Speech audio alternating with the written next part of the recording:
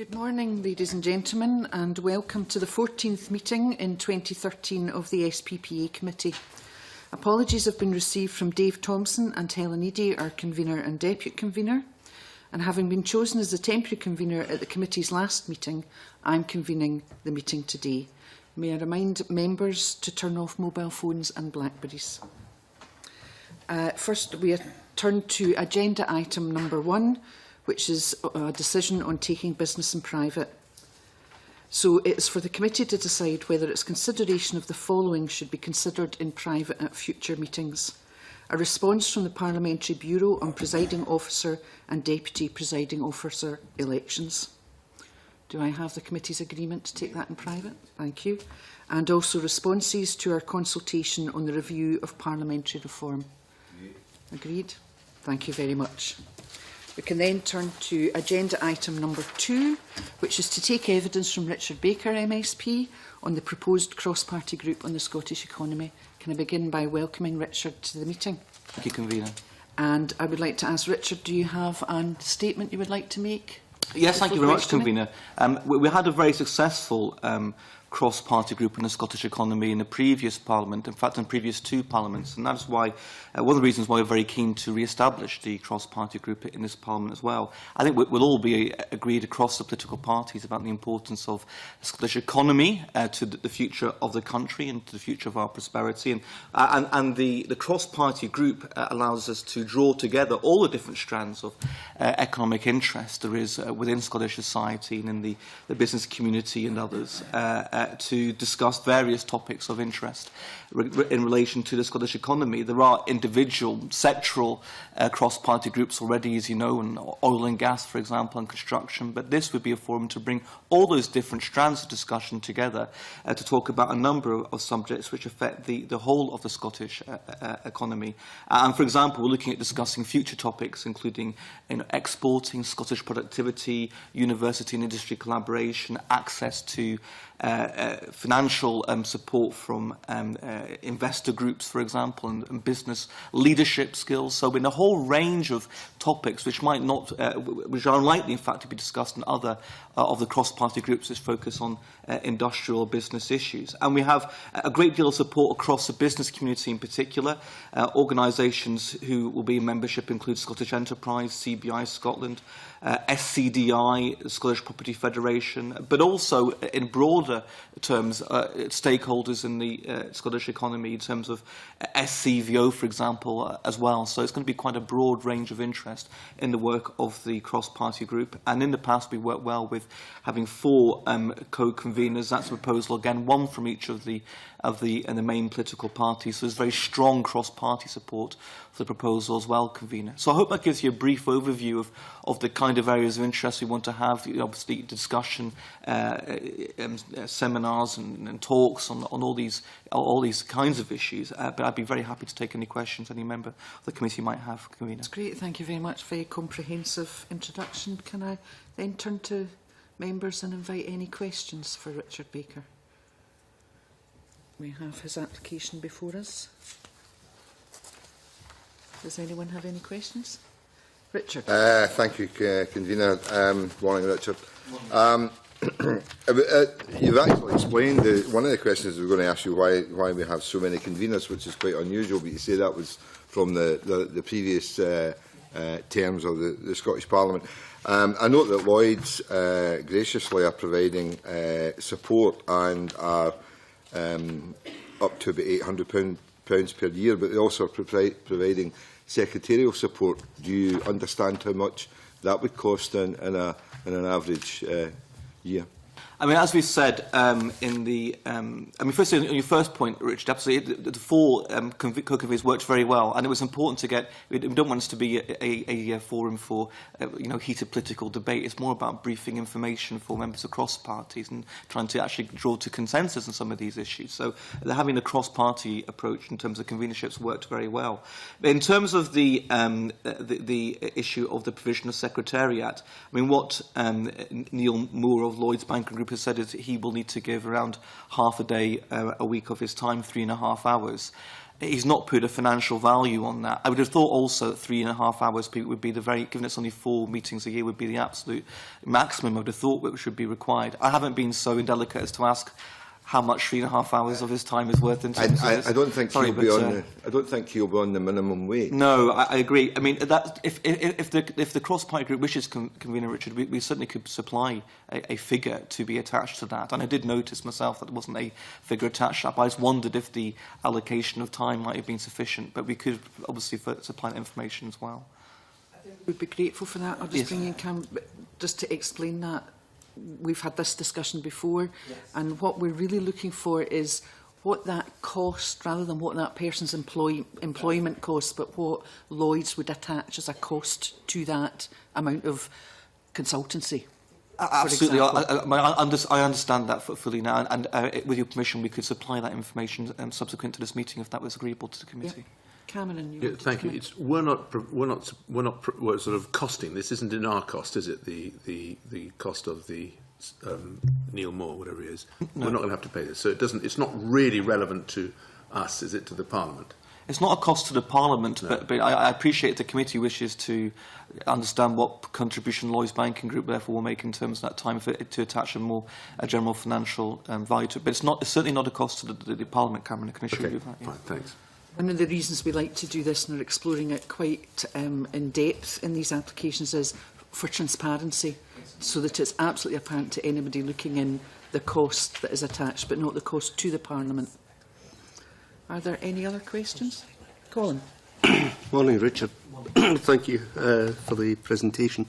One of the things you said there was about the obviously the economy takes in numerous subjects and the likes, and of which we actually have a number of cross-party groups. In fact, I chair one myself in aviation.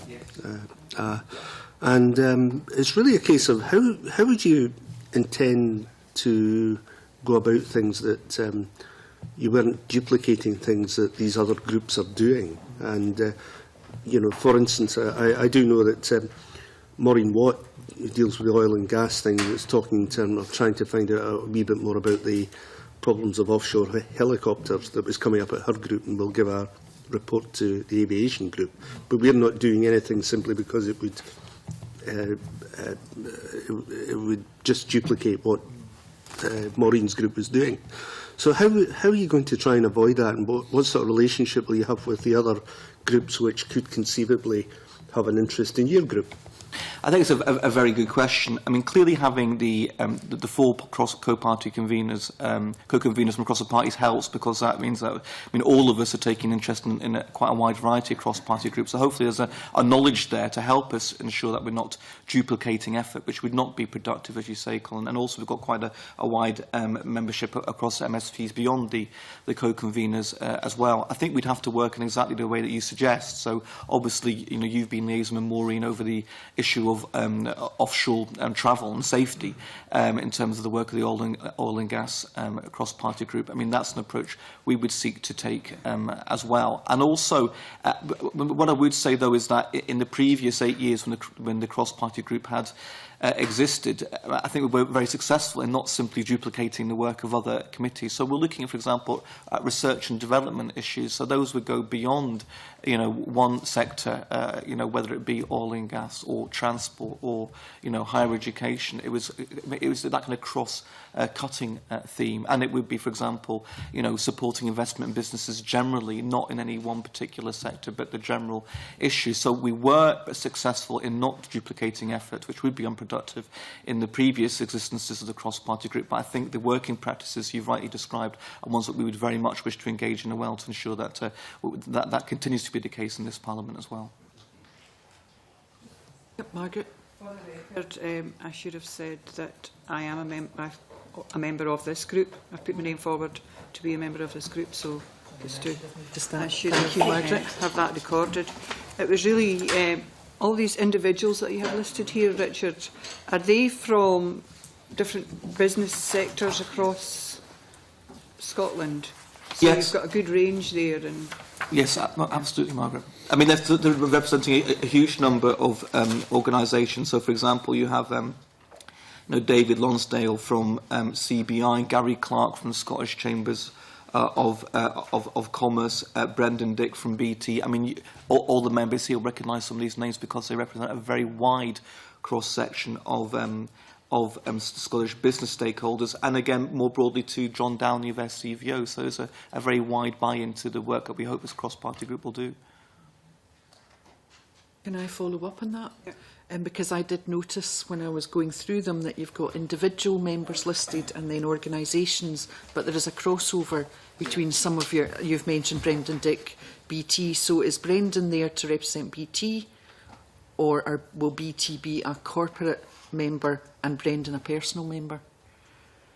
Just using him as an example. I suspect that he will be there, therefore as a corporate member, but again, if you wish, convener, I could see clarity from Neil Moore, who's hoped to be the secretary, just to get clarity on whether people are there as individuals and corporate members, because some of them, imagine that list is a combination of both. It would be good to clarify between the two. Cameron. See that you put the names of the people next to their organisations. I think that's a very good idea, and then you can see where they are. So I think our form says that when you're putting someone at the organisation section, you don't have to list individual names. The individual section is where someone joins a cross-party group as an individual. So my question was because there seemed to be crossover between the two, so we're duplicating in the two lists. But in this case, wouldn't it be helpful to have it or not? But we don't need to do that. We don't need to. Fine. Okay. We're certainly very happy just to find that clarity in who's listed as a corporate member rather than simply as an individual, Cameron. So we're happy to do that. Thank you. Are there any other questions? Nope. Okay, thank you very much. Richard, can I thank you for attendance, and the clerks will of course inform you, let you know in short order after our discussion. Thank you very much. Thank you. We'll suspend briefly to allow changeover of witnesses.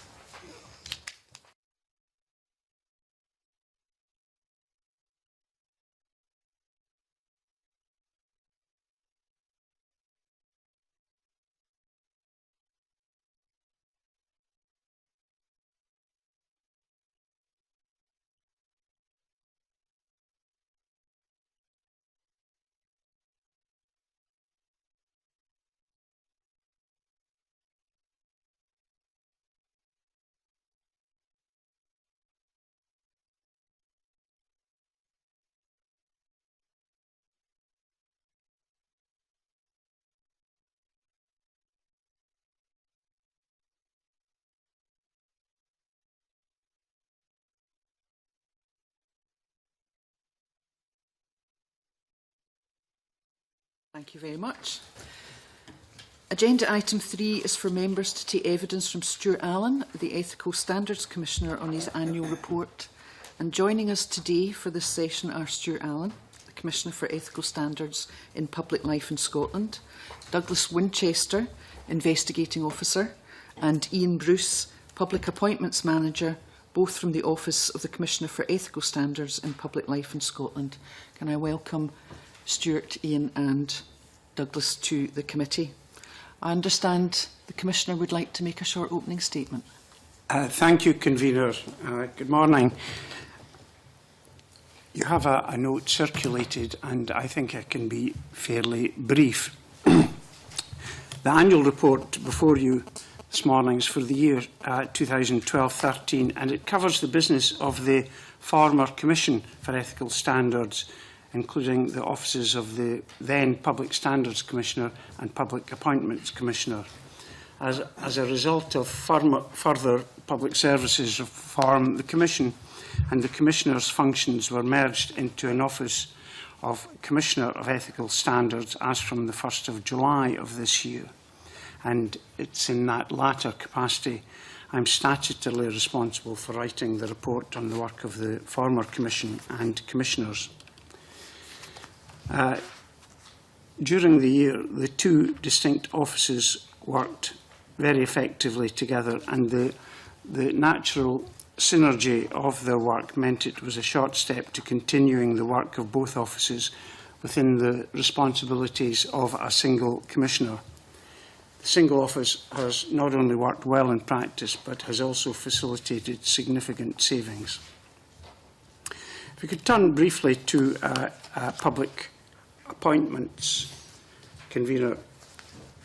Following consultation, the 2013 Code of Practice has now been published, and it came into effect on the 1st of October 2013. And I'd like to take this opportunity of acknowledging the Parliament's support for and the endorsement of the new Code.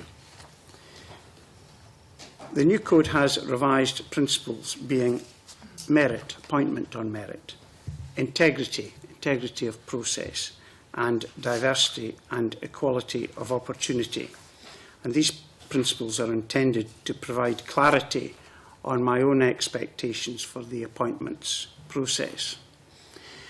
I anticipate the introduction of a far simpler, more accessible and more encouraging appointments process, leading to more applications from a more diverse pool of people who wish to contribute to public life in Scotland.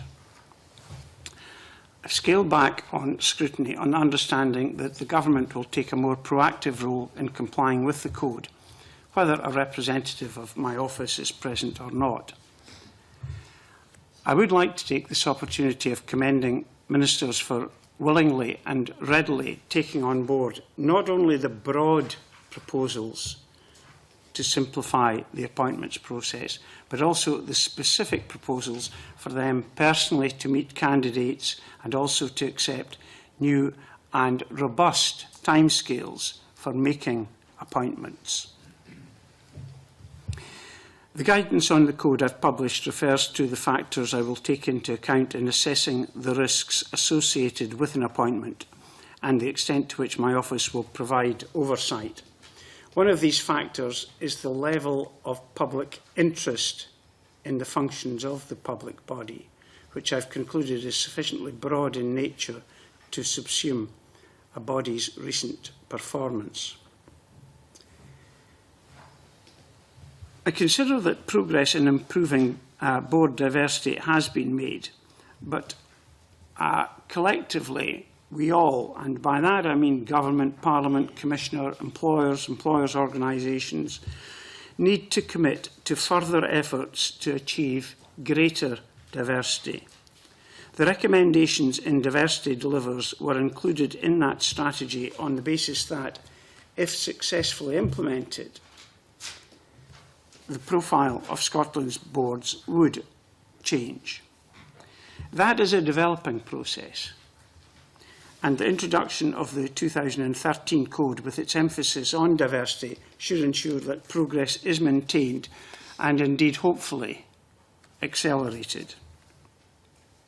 It's clear to me that ministers wish to see more representative boards and that their officials have over the last few months taken some very positive steps indeed in that direction. I welcome that and commit my own office for its part to playing a real and positive role in achieving those objectives. Turning to public standards, if I may briefly comment on local authorities and public bodies. Having regard to the number of complaints we received, and we received 192 in the year in question,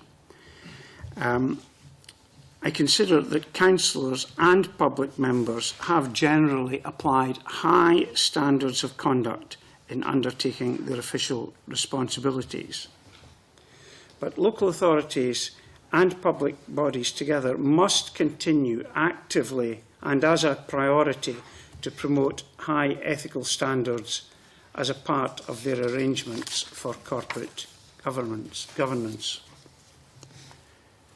In dealing with members of the Scottish Parliament, we received 20 complaints in 2012-13, and having regard to the number of these complaints and the outcomes of the investigation, I remain of the view that members of the Scottish Parliament have sought to apply and have applied high standards of conduct in carrying out their parliamentary duties. Convener, this is the last annual report before I demit office, and I would like to take this opportunity of thanking the committee for their unfailing courtesy that they've offered to me on the occasions of giving evidence before them. It's much appreciated. I'd also, if I may, take this opportunity of putting on the record my appreciation to all my marvellous staff who have shown such commitment over the years. I'm indebted to them. Thank you, Convener. Thank you very much, Mr Allan. That's a very comprehensive opening statement, which I think gives us plenty of meat to ask questions on. Can I open the questions by turning to Colin Keir?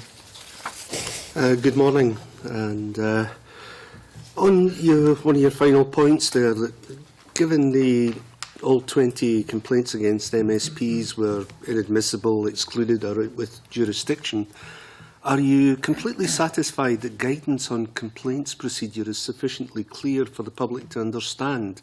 And are there any steps that can be taken by your office or the committee to clarify the guidance for complainers? That's a wide-ranging question, Convener. I think the first thing to say is that the Code of Conduct for MSPs is very comprehensive indeed. At previous meetings of the committee, I've alluded to the fact that the Code of Conduct is that thick for MSPs. The one for councillors and public bodies is a tenth of that. And I think you've always, when creating a public code, to be conscious of who is likely to be using it. Obviously, the members involved, councillors or MSPs, are the main stakeholders, but so are the public. And it is a difficult code for a member of the public to get around. Now, having said that, I have not come across any example when that inhibited a member of the public from putting in a complaint about an MSP. There is an issue in the mind of a complainer. They know what they want to complain about. They know about whom they're complaining, and they can be pretty trenchant in putting a complaint in. And as I say, I don't think that's affected their ability to articulate a response to me. So, in answering the thrust of your question, I think I can say I'm really satisfied that there is no inhibition on members of the public from putting in complaints about MSPs. Could I? It's just slightly different. I mean, I know that there's not any inhibition on the part of the public, but do they understand? This is we're really trying to get at. Do they, I mean, anybody can put a complaint in, but even if there were, are we in a position where it is too complicated for them to understand? Because we do have a series of complaints against various people who you've obviously said, for whatever reason, have not been taken on.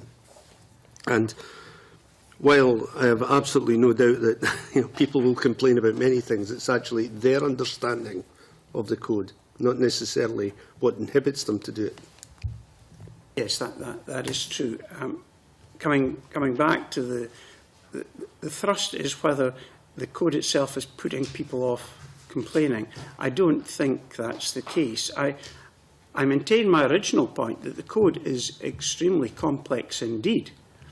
And I think you've always got to keep in mind whether there is a case for simplification in codes that have a legislative background.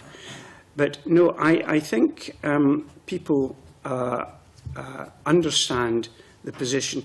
When they write in, they will be told, if they haven't specified this in their complaint, could you indicate which part of the code? And they're asked whether there are particular sections that they might like to consider further. That's usually a very helpful matter.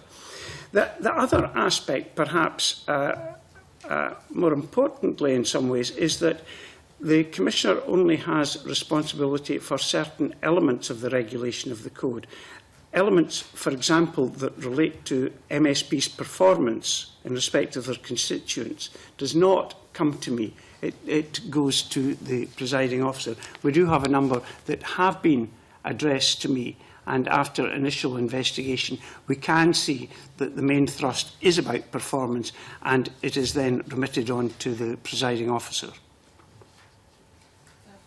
Church, you had a follow-up? Good morning, Mr. Allan.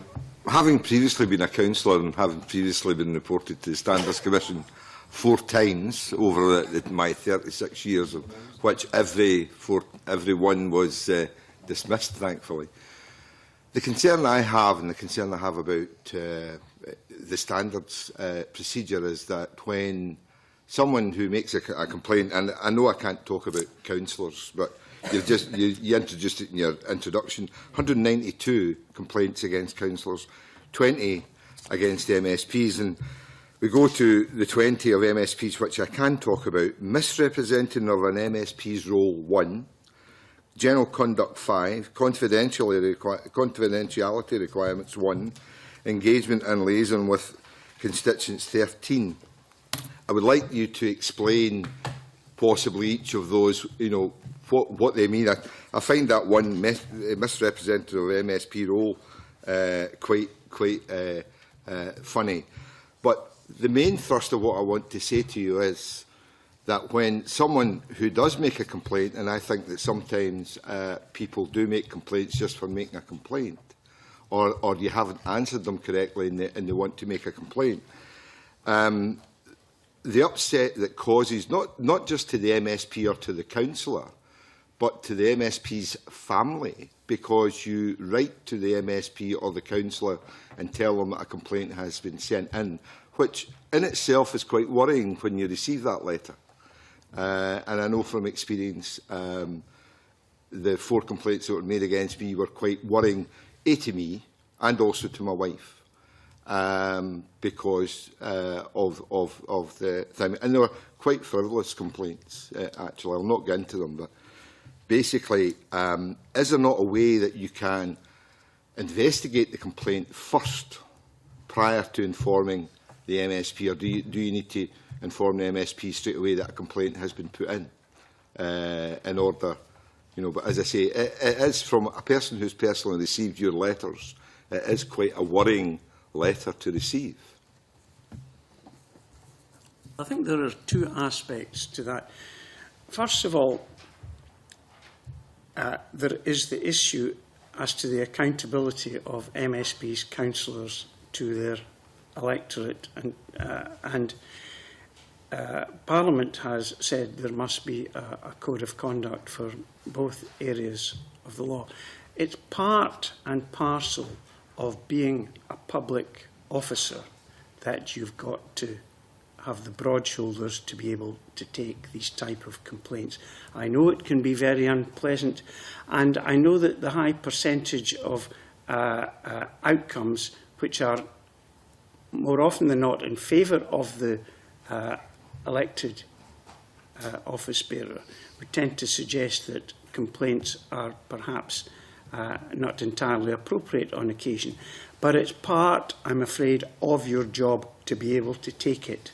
You've got to stand up to scrutiny. Part of the scrutiny relates to your own conduct, and that can only be done by a proper and independent investigation.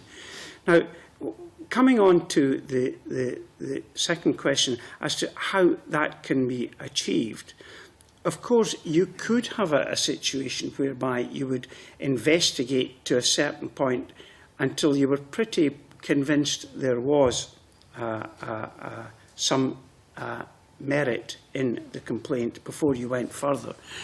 But I think that has significant downfalls.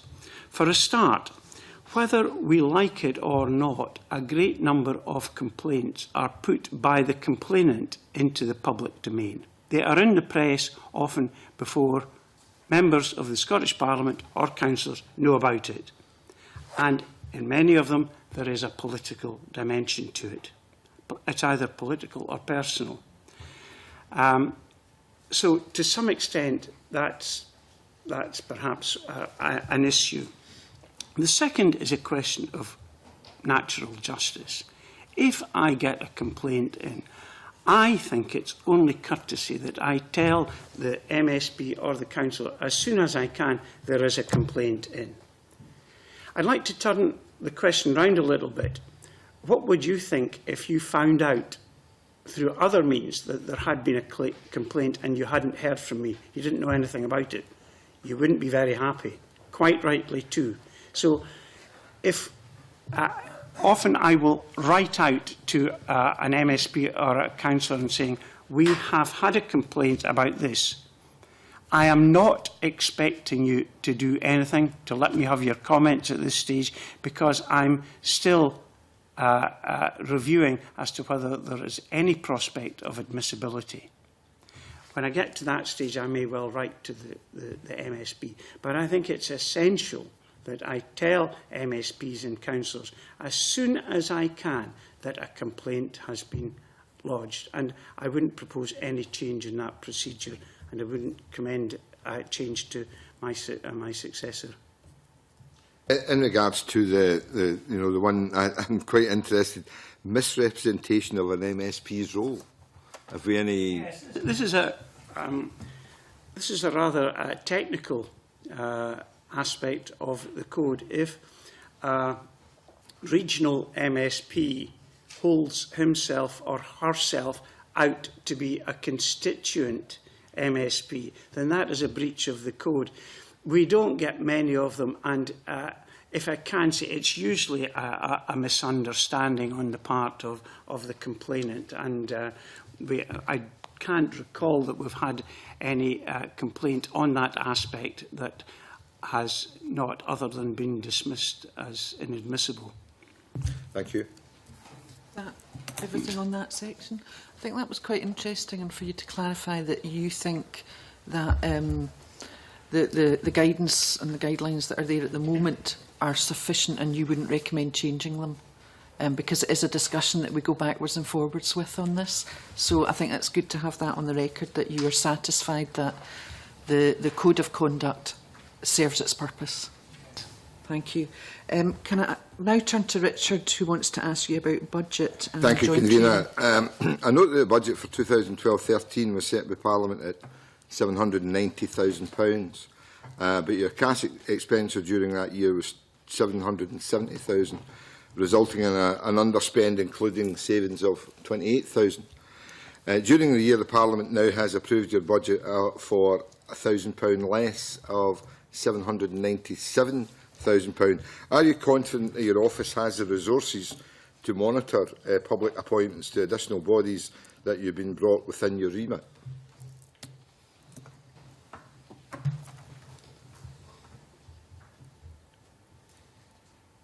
It largely depends on the number of additional bodies that are being introduced for scrutiny by the Commissioner.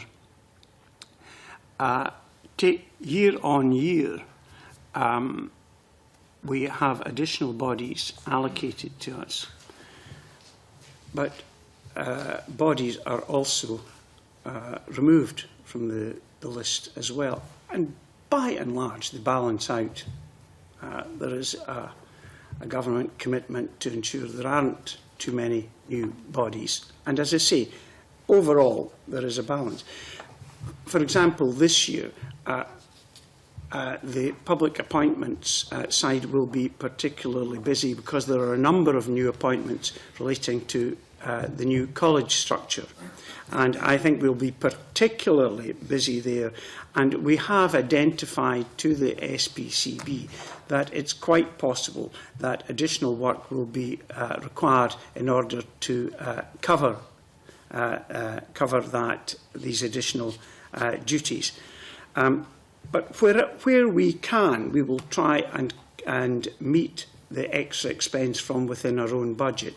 But if the work is unduly high, then we would probably come back to the SPCB and ask for contingency funding for extra expenditure. Can you also provide us with an update on regarding joint training being provided with PACE? What direct involvement do you or your office have in this training? If you can ask Ian, certainly involved in that. The last time we spoke to the committee in June, sorry, good morning, convener members. The last time we spoke to the committee in June, we'd indicated that we'd run some joint training with PACE, and some anticipated.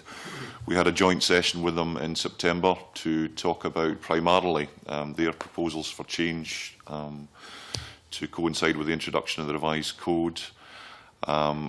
A good session with them then. We also ran individual training days for the assessors. There were 2 of those full days, and we have agreed 4 events, 2 taking place in November, 1 in December, and a 4th in January. That's going to be in Victoria Quay and in Glasgow.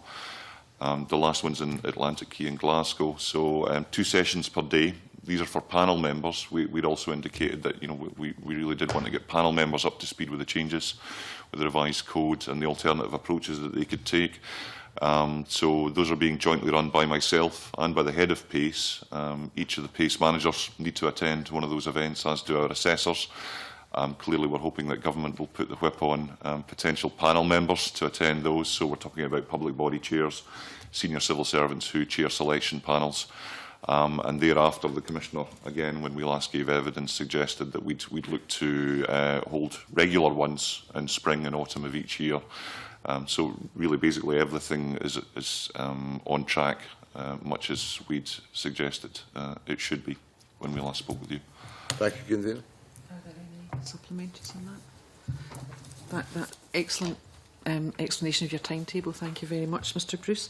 Can I now turn to Margaret McDougall, who wants to explore the Code of Practice further? Thank you, Convener, and good morning, panel. I understand you had a consultation in October 2012. So, from that, is the Commissioner satisfied that all consultees' views have been taken into account, given that few changes were made to the code following the consultation? Yes, I am. It has to be borne in mind that there was a consultation before the consultation, and that was a wide-ranging consultation, broadly saying to all stakeholders, do you think the process is working well? If it's not, tell us about it. And we got very substantial responses to that. A lot of the complaints were that it was taking too long, that the paperwork was impossible to complete, and so on. I was very much driven by these views in trying to compile a new code that would make the process more effective, more accountable. And so I wasn't terribly surprised that when we went out with a draft final code, as it were, there were fairly limited responses from stakeholders, with the exception of Scottish Government and Scottish Parliament. And there were differing views on certain issues, but by and large, I was very heartened that the very large majority of the responses very much endorsed the approach of the new code. Thank you. Could I just follow up Yes. on one aspect of that, please? If you remember, Commissioner, when you came to the committee in June, I asked about whether in the risk assessment process a body's recent performance should become part of that whole process. And you said in your opening remarks that you concluded that that was subsumed within a body's recent performance when you were talking about the level of public interest in the functions of a public body. Can you just can I just tease out a wee bit more with you? Subsumed covers the risks that I thought that might have highlighted to you. Yes. I think the important driver with a public appointment is to ensure people are getting appointed on merit, and the amount of scrutiny that has to be applied in respect of any particular appointment round will vary depending on the whole range of circumstances. For example, is the appointment to be for the chair? Is it about a public body that incurs very substantial public expenditure, or is it an advisory body? Is it about a reappointment of a person or an extension of a term? It is one of the key factors, I feel, that the public interest in the body at that time should be a factor that I take into account. So we have made that one of the key criteria.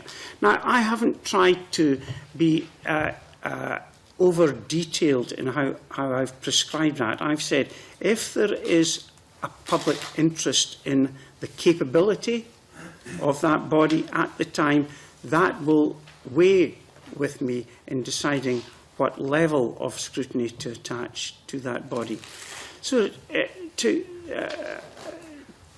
give an example, if a body has been in the media for a number of months and people, there have been public expressions of concern about how it's managed and so on, that would be a factor that I would immediately take on board. But I didn't really want to get tied down to too much detail in prescribing when I should take something into account and when I shouldn't. So I preferred the more general approach that allowed a bit of flexibility here. And I knew that it would be an issue for the Parliament, so it was an issue that I gave a great deal of thought to, Convener. Thank you. So subsumed covers my concerns. Thank you very much. That helps. Yes, of course. What recent discussions have you had with ministers and the Scottish Government officials about ministers meeting candidates before they're appointed to public bodies? During the consultation period and after the consultation period on the draft code, the code was tabled in May, I think, and I met with a number of cabinet secretaries and ministers and a number of Scottish Government officials to talk about the whole range of issues in the code. And I explained in more detail to them why I thought that the process to some extent was falling short in that names were being put up to ministers, but ministers were never personally seeing the candidates, which I must admit I felt uneasy about. And I was expecting ministers to be resistant to that. But any that I saw, and the Scottish Government officials too, were very supportive of that. And that is why I said earlier that I commend the ministers for adopting that approach. I think that's going to be important in the development of the public appointments process in the future. And since then, there has been a few... no, there haven't. The code came into effect on the 1st of October, and I was just asking yesterday as to whether any ministers have seen candidates yet, but there hasn't been an appointment yet. So, but I'll come back to you with information as and when. Perhaps at the end of the financial year, we'll have an idea of how many appointments have in fact gone to that stage and whether they have met them. I think I was very reassured that ministers were not going to take it as a token gesture of seeing a candidate or candidates, and that they would take these, what might be regarded as additional duties, fully on board. And as I say, I welcome that. Thank you. Thank you very much. the committee wants to turn now to looking at diversity delivers, and I think Richard wants to begin with that. Yes, thank you, Convener. Commissioner, in respect to making public appointments more accessible to a wider range of applicants, the annual report expresses concern that gains made in the first few years your predecessor's Diversity Delivers initiative have not been sustained in the last 2 years. And you've noted that there are no significant progress towards the levels of diversity jointly set out by the Scottish Government and, again, yourself as a Commissioner. The annual report indicates, as I say, no significant progress. What steps are you taking to encourage the Scottish Government to meet these targets? Well, I would like to say that I think that progress has been made in improving board diversity. And as I said in my opening remarks, I think collectively we all have to do a great deal to ensure there's even greater diversity in the future.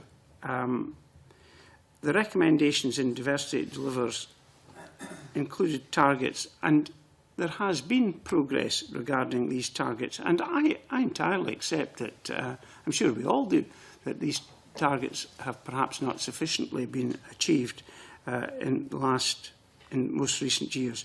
But it is a developing process, and the introduction of the new code with its emphasis on diversity and equality of opportunity, I'm quite confident will ensure that progress is not only maintained, but as I indicated, I would hope it would be accelerated.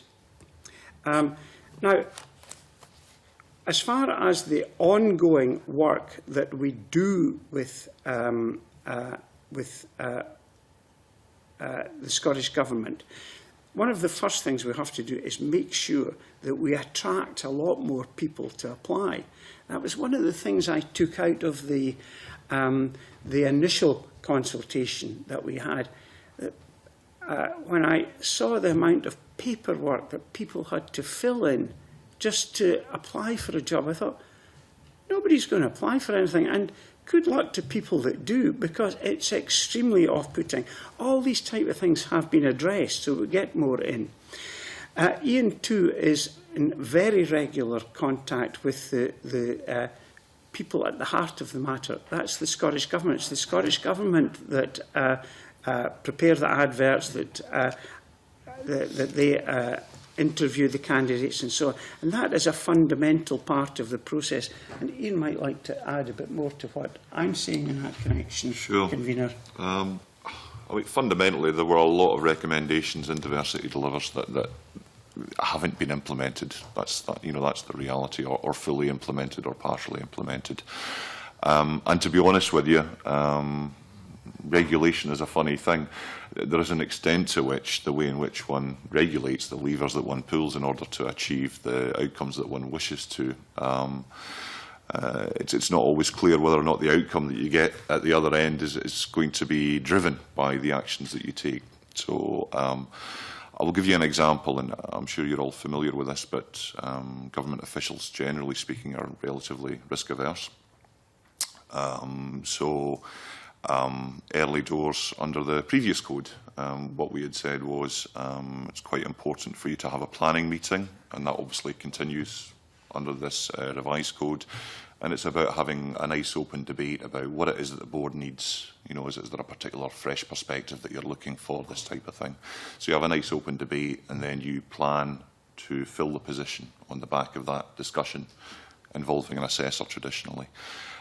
When the last code came into force, government weren't necessarily prepared.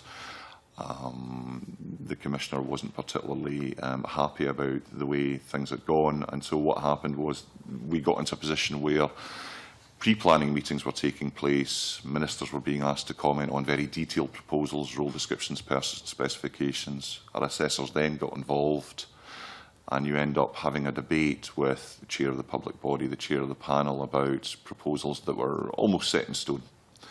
So what we have said to them latterly is, look, let's go back to a situation where we do have this proper discussion about what your board needs, rather than necessarily repeating what you did the last time. So it's that type of thing that we need to do with government, and that government, I believe, certainly are more committed to. The current Commissioner has made it very clear that our role is to be much more supportive rather than necessarily just reviewing what it is that government does, and I and the assessors are very, very committed to that. And part and parcel of that is helping them to implement some of the recommendations in Diversity Delivers that weren't implemented or haven't been implemented since it was introduced. It's a difficult question because it's a very big picture thing. At the end of the day, the appointments process in and of itself, just changing that, isn't going to achieve the diversity on boards that we all feel is valuable. And clearly, you know, we are in the middle of a wider political debate that is going on. But fundamentally, for our part, we believe that if all of those recommendations are implemented, we will see a difference in terms of board diversity. And certainly a big part of my role at the moment is helping the government to put in place some of the things that haven't been put in place up to now. Yeah, presumably you've all read the strategy, but the competency framework that we've been looking for since the strategy was introduced, we now have a draft of that, and it does offer selection panels some building blocks so that they can start to put together, this is what we need for the board at this given time, these are the skills that we need. Obviously the introduction of experience in the revised code, people are more relaxed now about asking for experience, and as discussed with the committee last time, that's more than just executive experience, but the types of life experience that people can bring to boards in order to offer the fresh perspective that they're going to benefit from. So I take it, Mr Bruce and sorry, Mr Allan, that you're having discussions with the Scottish Government officials about timings for revised diversity targets, and can I say, Mr Allan, I totally agree, having sat in a previous appointments panel in a council, the fourth largest council in Scotland, you know, it was like War and Peace that the people were having to fill in. So I think we should reduce that to try and get, and also, can I say, advertise more widely, because with the greatest respect, a lot of people don't read the Herald, you know, with the greatest respect to the Herald, you know, and I think we should advertise more widely, both on the internet and even in local press, because it's only after the event that people say, oh, I didn't know that job was up, or that body was looking for someone. I would have applied. So I totally agree with the comments you've made. Cameron. I was just going to say, it shouldn't really be diversity for diversity's sake, really. I served on a public board, and I also was appalled at the amount of paperwork I had to fill in. And it put me off, and it put some other people off. And I think it's very important that we don't just have diversity, just in either ethical or whatever it is. It's very important that we get the right person, just as you said, for the right board. And that, I think, is key, really. And I agree with Richard. We've got to advertise or put it about, anyway, in the right place that you know, we want people to apply. And they shouldn't be put off by the amount of paperwork. After all, it's the interview normally that counts. It's the actual face-to-face to see what the guy says and how he can, or the woman, or whatever it is. That not just because it's a woman or a man. That's what really counts for a board. At the end of the day, the major principle is merit. You must be appointed on merit. Now, diversity is compatible with merit. You're trying to encourage as many people as you can, broadly the relevant experience to apply for the job. But we're not achieving that at the moment. And diversity is not just about people that you don't think are going to provide proper skills and experience for the job. The process at the moment is actually putting off people who are very, very well qualified from applying. They're the ones who say, I don't have the time to fill in this application form, so I'm not going to do it. It's not just, so across the spectrum, we're failing to get diverse candidates from applying for jobs. And we must do something about that. But as I said earlier, I think the Scottish Government have got this message, and I think they really are addressing that issue. I think we will come back and explore more the application process with you, but I think I'd like to continue the theme of the diversity delivers and equality outcomes. So Margaret, I think you've got some questions around that. Yes, thanks, Convener. In the annual report, you say that you're concerned that the quality of information obtained by the Scottish Government has decreased. So how will your office monitor progress against the Scottish Government's pledge to increase the diversity of board members under the equalities outcomes? Yeah, certainly. I mean, at the end of the day, we are talking about an annual report, and it is historical, and a lot has changed since that report was published. So, you know, the pace of change and improvement is accelerating. One of the things that I'd established was that government didn't actually have, for example, baseline figures. So you'll note that the annual report actually talks about application numbers and number of people who are successful, but that's a snapshot in a given year, but you know, we were aware of the fact that no one seemed to know what the current composition of boards was, and unless you're aware of what that composition is, you're not clear about who's underrepresented. You know, is there a success story out there? Is there not? So that's to an extent what we're talking about when we spoke about quality of information. Government has committed to and are now providing us with, at least annually, a very detailed report. Not all of which is clearly included in the annual report. I mean, it's detailed to the extent that individuals could be identified from it, which is not appropriate and will put people off from completing monitoring information. So in terms of what they're reporting to us, it's certainly better. And it's better in terms of informing ministers and officials on, you know, who they need to target. So certainly things are improving in that respect. Thanks for that. I mean, just given that the conversation we had before about the size of the application forms, it would seem that they're not asking the right questions if they don't have the information that you're looking for to monitor the diversity. On the annual report, you have stated that you agree with the Scottish Government's objectives to have an applicant pool for a wider age range. How you add that a wider age range would result in the increase for several other diversity strands. Could you elaborate on that? I think one of the fundamental points is diversity is often perceived as being directed towards achieving a greater number of, from the gender point of view, the disabled, ethnic minority and so on. But that's only part of the picture. It's interesting, and if you look, for example, at table 21 in the annual report, you don't need to dig it out. The target for getting people who are under 49 onto boards is 40%. Basically, because public bodies are full of older people.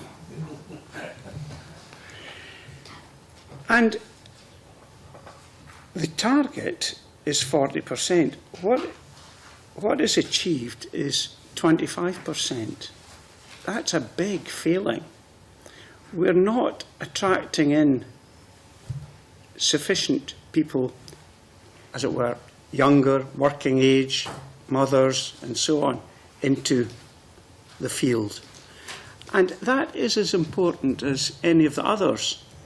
All I'm saying is, you know, it's not a narrow focus diversity. I think there are broader issues here that I think we've collectively... Age being one of them, sorry to interrupt. Exactly so. Age exactly is one that they're saying, you know, they want to, and you've mentioned it yourself. Yes. But in the report it says that that brings in other strands. So you mentioned mothers and just other people in general rather than this sort of gender balance. Yes, I mean, if you are... people say experience comes with age. Age and experience are quite separate issues. it may be that a board really wants younger people who are involved in perhaps the health field and actively experiencing it to be involved on a board. That may be the type of skills and knowledge that, and experience they're looking for. It's not there, possibly because potential applicants are already in gainful employment. They feel they don't have time. There may be measures there we've got to think about to try and facilitate them being able to be a member of a board without detracting from the progress in their chosen careers. Thank you. Thank you. Move on to Cameron. Thank you. Yes, you talked about outreach for employers, etc. One of the problems is surely asking employers to give the employee time off to serve on these boards.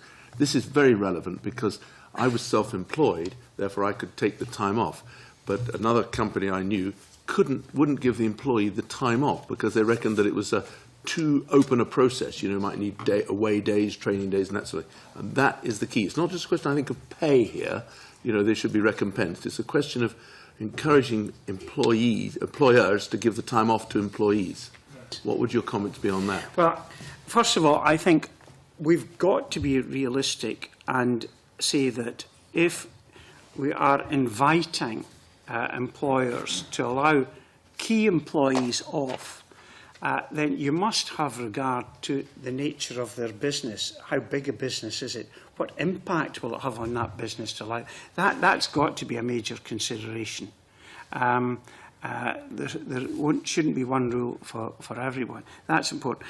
The second aspect is that a lot of employer organisations, the Institute of Directors and so on, themselves emphasise the importance of employers encouraging staff to take on membership of public bodies because it will give them a breadth of experience that might be helpful within their own private sector career.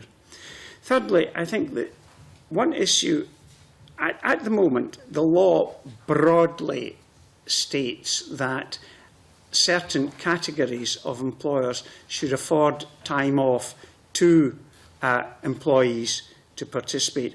But it relates really to local authorities and health boards and so on. I think there is perhaps some merit in having a refresher on this and having a look to see what could be done to enhance these provisions.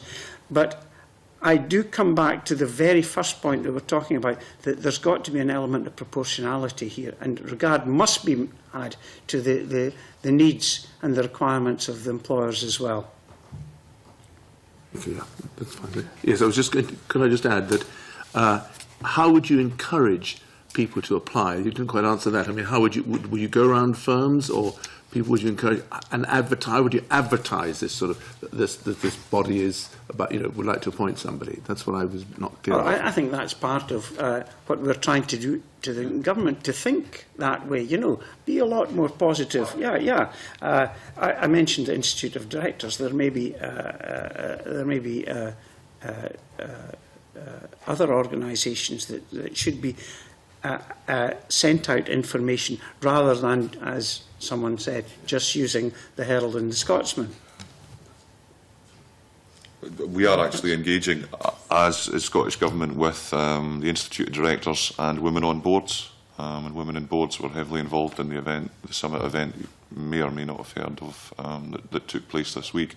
I'm signed up to the Women on Boards newsletter, and you know, I mean, a message that is constantly going out to all their membership, which is rapidly growing, is that even if you are in full-time work, you know, you should be saying to your employer, there is a great deal of value in you're taking on a non-executive position and being released to take up that non-executive position because of the benefits to the employer that they will see. And you know, that is a clear message going out to one underrepresented group.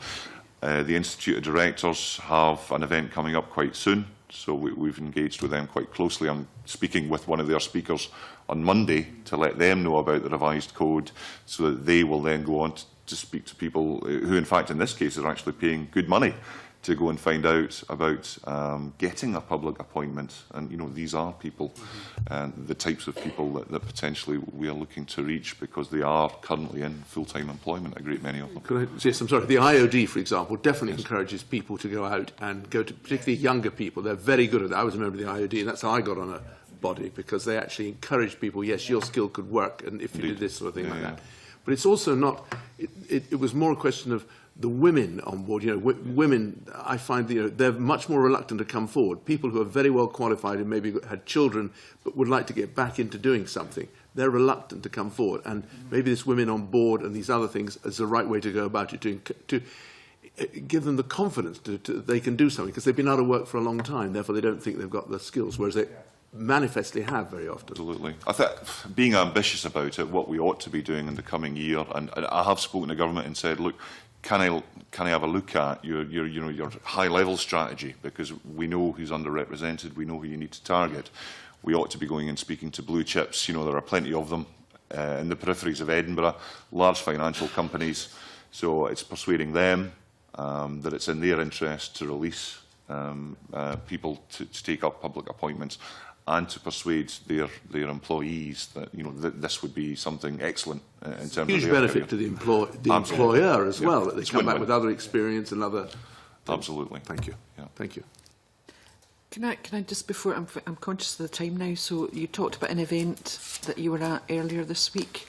I wonder if you could send us details about that. I wasn't at it, which was a conscious decision. One of our assessors, I volunteered for it because she's a woman and she serves on a board and knows the process inside out. And fundamentally, part of that was about inspiring women who were thinking about perhaps taking on a role, to take on a role. And, you know, at the end of the day, I'm the middle-aged man. You know, we can talk about the process and what have you. But I wanted someone inspirational and a woman to be there to let people know from her experience what it's like to be a board member. Quite interesting for us to get information about that. Thank you. And I think that leads us nicely into George Adams' questions about the application process to encourage more people to come forward. Thank you, Convener. Yes, I was wanting to. Good morning. I was wanting to ask about the quality of the applications. Now, I take on board that you want to attract a lot more people to apply, and the challenges involved in the application process. I take all that on board. But if you look at Table 19, 30% are the only ones that meet all the criteria, the good quality that you've got. Now, is that not an awfully low figure? And also, has the Commissioner's Office carried out any analysis to find out why the percentage of applications don't meet the actual criteria as well? No, I'll happily take that. Again, we are talking about a snapshot in time, so and it's important that we draw a distinction between what was going on then and, you know, what we are working towards. So there, by and large, what you're talking about is a competency-based application form, which I've discussed with the committee previously. So the ones who didn't get through that first cut, that sift, fundamentally, we cannot be sure that they didn't get through because they didn't have the skill required. What we do know is that they didn't have the skill required to complete the application form in the way prescribed by the guidance included in the hefty pack. So the STAR technique, describe the situation, the task, the action you took and the result.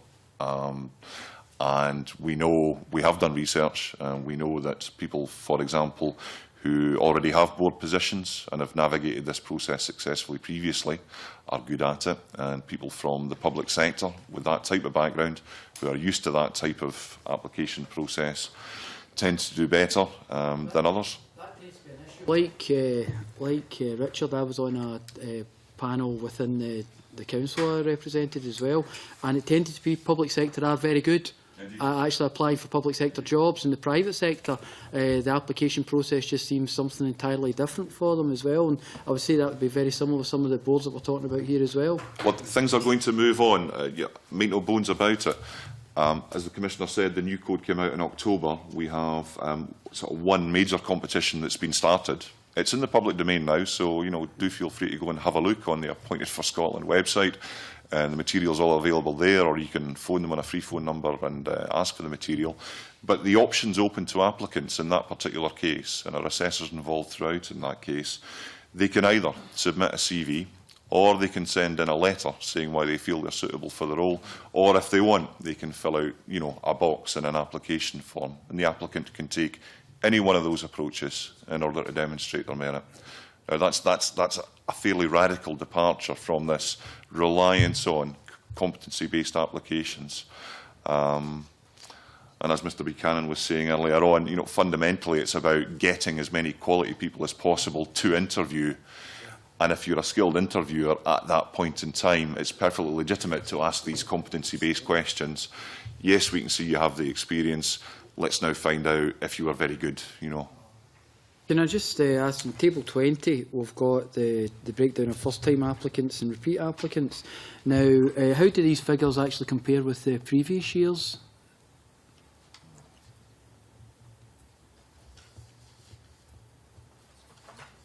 I'm afraid I don't know the answer to that off the top of my head, but I can certainly come back to the committee with that. Okay, then. Yep. Right, thank you. Can I continue the theme? Because we've very, very much talked about in all the answers to this section of our questioning about application forms. And if you remember when you came before us, was it in June, we talked about are there different application methods as opposed to processes. And I notice on page 26 of the report, you've got suggestions for improvements, and you've got a list, and they're all about a form.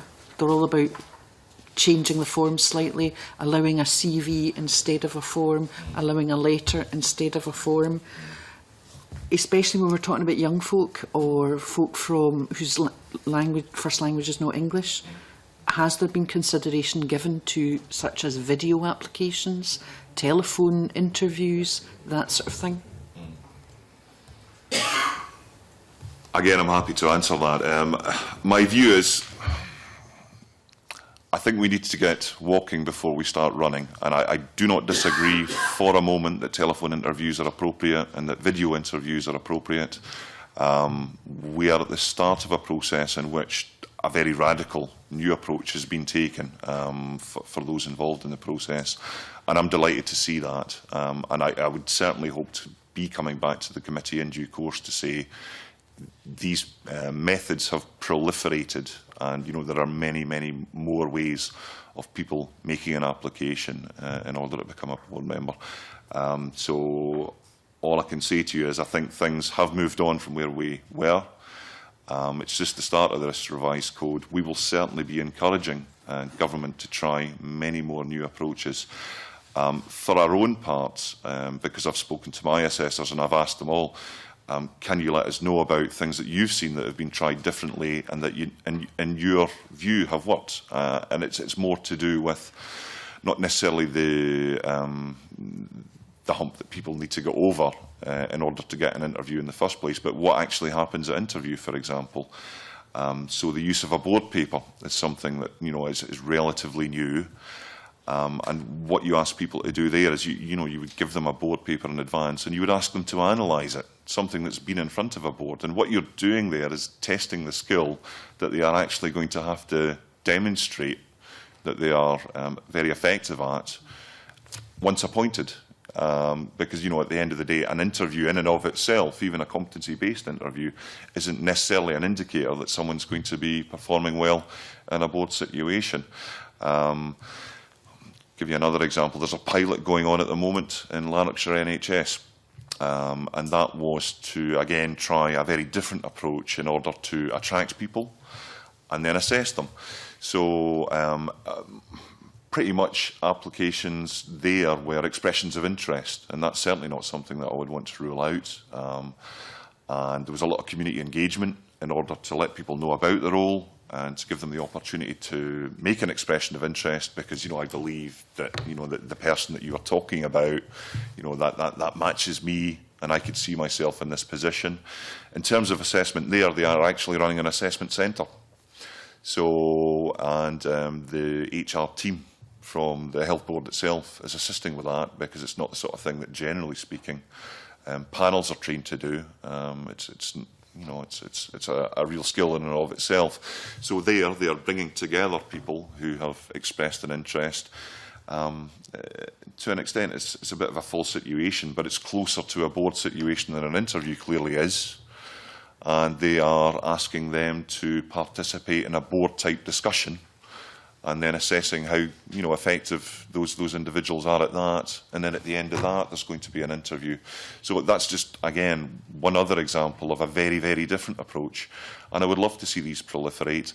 And the ones that the assessors are giving me details on, we will post to our own website. And when we meet with panels in November and December and January, I'll be saying to them, look at the website. These are all options that we would like you to consider. So absolutely, and I would love to see the day when people can submit videos, absolutely, but not today. Okay, just before we finish that, then can I ask the Commissioner if that is something that you feel enthusiastic enough about as to perhaps give as a recommendation to your successor that all this exciting work is pursued? Well, what I'm particularly taken with is the fact that we're now working much more closely with Scottish Government regarding the packages that are being put out to the public who might be interested in applying for jobs. There was a kind of them and us, and of course that for when you are a regulator, there's an element to that. But we've tried to work a lot more closely with the government to try and effect change, because if we kept apart, I don't think we were ever going to achieve real change. Whereas working more closely together, I think we've got their confidence largely now, and I think what will flow from that are quite imaginative and innovative ways of encouraging many more people to apply for public jobs. I'm happy to give that commitment that you seek, Convener. Thank you. Richard. Just a parting comment. I wish you well in your retirement. I know it's not until next year, April 2014, and I welcome your comment there. It's always been my view that too many jobs went to, with a great respect, the establishment, and that we should move jobs down to people who, the ordinary working man and woman, right across the whole ethnic situation, in order to ensure that people do have a fair representation on boards, both women, men and ethnic minorities. Thank you. Can I just ask a quick supplement? You mentioned about this excessive paperwork, this big thick thing and thinking. Are you actually trying to do something about that? I wasn't quite clear. Absolutely. It's absolutely essential, I think. Yeah. Okay. Probably a #1 priority. Okay, thank you. Thank you. Do members have any other questions?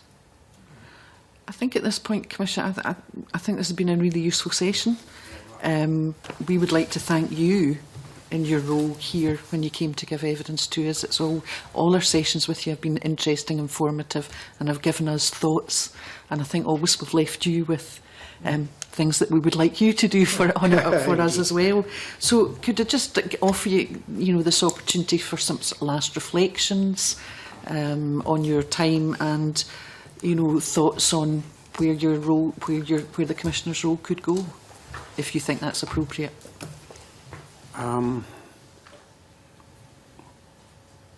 You gave us a comprehensive opening statement. It was just the opportunity. I think it is worth sitting back and making a couple of observations. The first is, and it's amazing how close you can get to something somewhere and you don't see the wood for the trees. The first thing is the fact that the Parliament itself made ethical standards an absolutely foundation issue. The Ethical Standards Act, which deals with councillors and public bodies, was one of the very first acts of the Scottish Parliament. And that was followed very closely by the members' interests, members of the Scottish Parliament Act as well. Now, these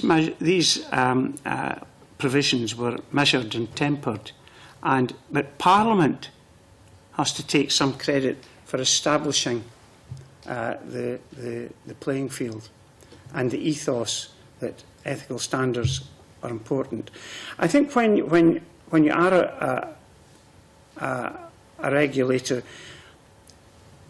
you are in an area where things are moving, things develop. And, you know, I've been happy to play a part in developing the ethical standards landscape, advising on codes and new legislative provisions. But the key thing from my point of view is that you must be proportionate. You must try and be educative, in my view, and you must use a hell of a lot of common sense. Now, that's a commodity which is really rare these days, but that makes a difference. The one thing that I perhaps will close on, that I think in Scotland the ethical standards framework, given the standards set by the Parliament, have been largely embraced by the public, and I think there is a greater confidence in the elected official here. During my time in office, I know that this applies to local government, but the Standards Board for England regime has been completely abandoned. And that was largely, I think, because it was completely disproportionate.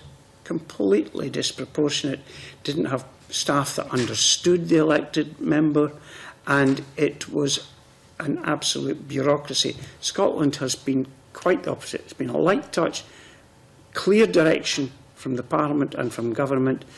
We know what we should be addressing. We don't interfere with private conduct. We focus on issues that the public generally will be concerned about, and I think we've achieved that. So, for the future, I think we've got to build on these matters. I think and I hope in the future we can lead to further improvements in the process. But I can leave you with the view that, in my view, elected members in Scotland are doing a very good job, and the standards are high. And it may not be the in thing to say, but I'm very content to leave you with that message. Thank you very much indeed, and we look forward to continuing on that improvement process that you're talking about. Thank you. Thank you, Convener. Thank you. Yes, should we have a brief suspension just while the witnesses leave?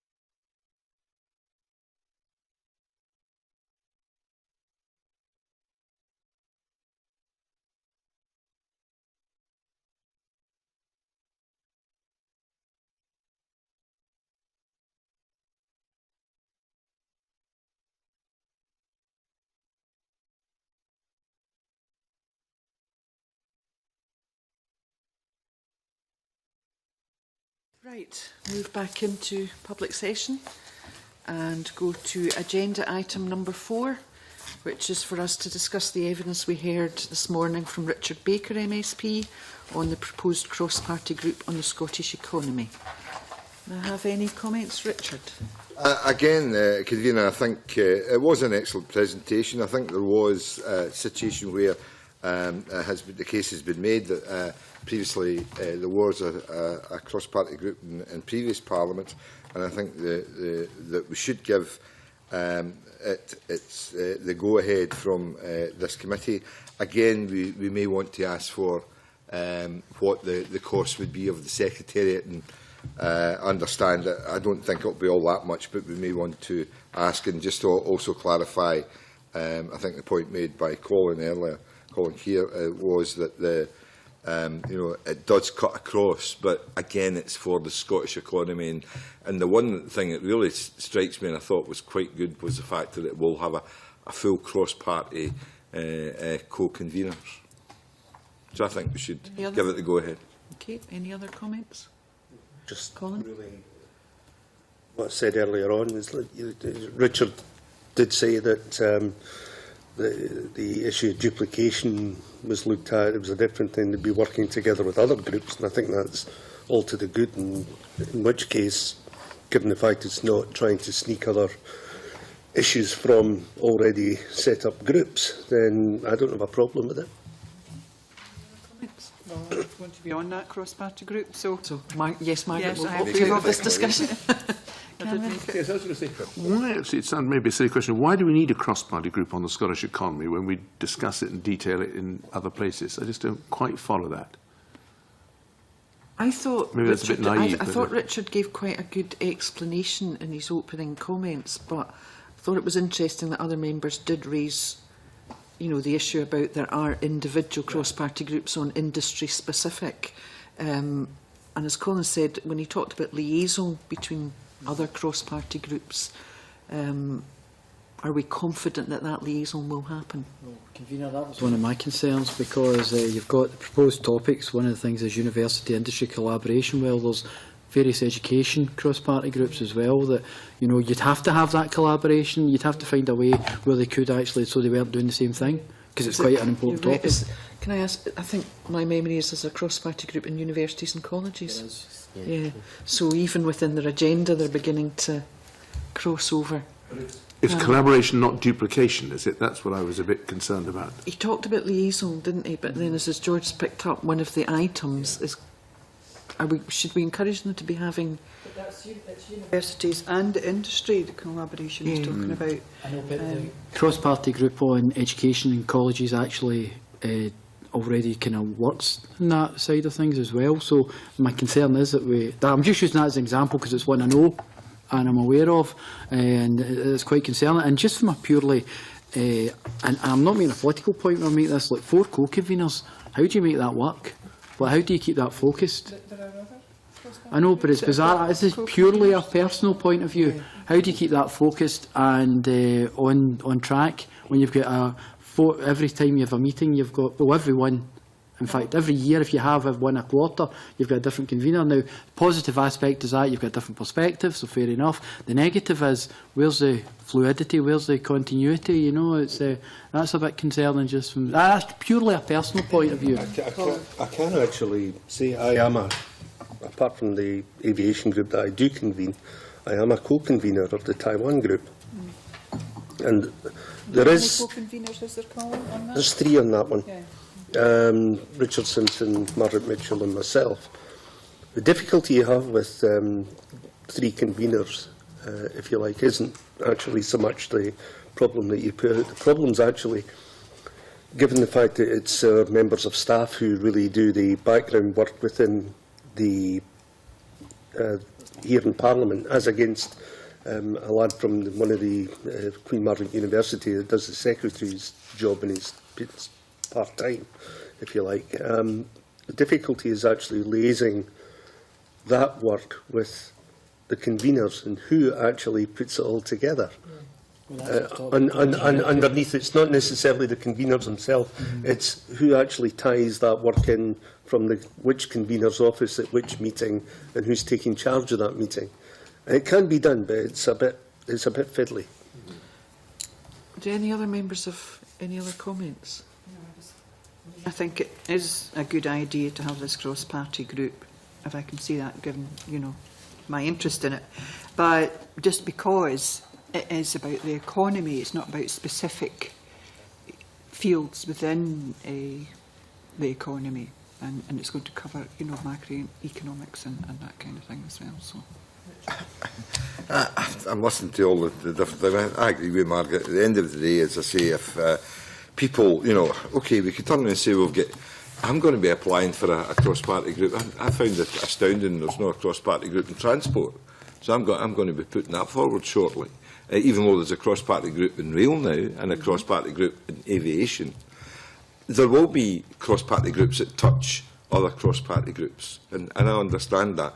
If there is a desire to establish a cross-party group in the Scottish economy, if there was that type of group before, and if we have a major bank want to back that cross-party group, I don't see a problem with it, and I would support the establishment of that group. Okay. Can I just sorry, Colin first, and then George. Yeah, I mean, yeah, nobody.